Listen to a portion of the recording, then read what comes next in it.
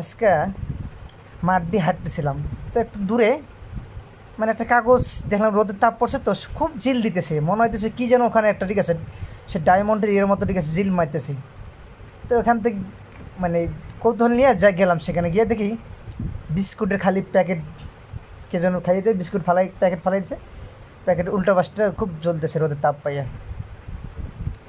তো সেখানে গিয়ে ওটা দেখার পরে নিজেকে এটা বুঝ নিলাম যে দূর থেকে যে নারীকে দেখা যায় আসলে অনেক সুন্দর, ভালো, স্মার্ট, পোশাকাদি ভালো, কিন্তু তার দেহটা যদি কেউ খেয়ে দেয় না, দূর থেকে যাতে ভালো দেখা যাক সেই খাওয়া বিস্কুটের প্যাকেটের মতো।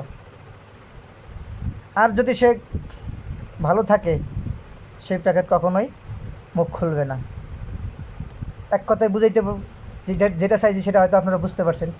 যে প্যাকেট ভালো, সে প্যাকেটের মুখ লাগানো থাকে, কখনো খোলে না।